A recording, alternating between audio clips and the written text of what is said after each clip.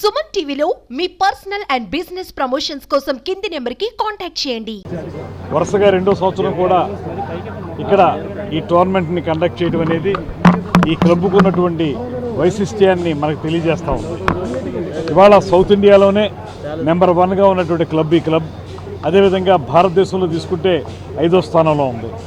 ఈ క్లబ్ యొక్క పురోగతి చూస్తే రోజురోజుకి కూడా ప్రపంచవ్యాప్తంగా ఉన్నటువంటి గోల్ఫ్ లవర్స్ ఎవరైతే ఉన్నారో వాళ్ళందరినీ ఆకర్షించే విధంగా ఈ క్లబ్ తయారవుతూ ఉంది.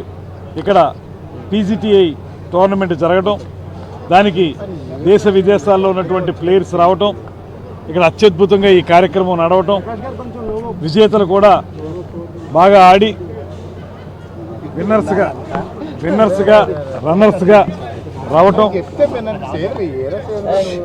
ఇది ఇవాళ మనకి ఈ క్లబ్ యొక్క ప్రత్యేకతను తెలియజేస్తూ ఉంది. దాంతోపాటు రోజురోజుకి కూడా అభివృద్ధి కార్యక్రమాలని నిర్వహిస్తూ ఈ క్లబ్ను ముందుకు తీసుకెళ్తున్నటువంటి MSN రాజు గారు, వారి యొక్క బృందం అందరికీ కూడా ప్రత్యేకమైనటువంటి అభినందనలు తెలియజేస్తూ ఆంధ్రప్రదేశ్ రాష్ట్ర ప్రభుత్వం కూడా ఈ గోల్ఫ్ కోర్సు అభివృద్ధి కోసం పూర్తి స్థాయిలో కృషి చేస్తూ ఉంది. కారణం ముఖ్యమంత్రి చంద్రబాబు నాయుడు గారు కానీ, ఉప ముఖ్యమంత్రి పవన్ కళ్యాణ్ గారు కానీ ఇద్దరు కూడా ఆంధ్రప్రదేశ్లో టూరిజంను డెవలప్ చేయాలనేటువంటి అంశాన్ని ప్రత్యేక దృష్టితో చూస్తూ ఉన్నారు. అందులో భాగంగా ఇవాళ గోల్ఫ్ కోర్సుల్ని మనం అభివృద్ధి చేసినట్లయితే టూరిజం ఆస్పెక్ట్లో కూడా ఆంధ్రప్రదేశ్ రాష్ట్రాన్ని ముందుకు తీసుకెళ్లవచ్చు అనేటువంటి ఆలోచన చేస్తూ ఉన్నారు.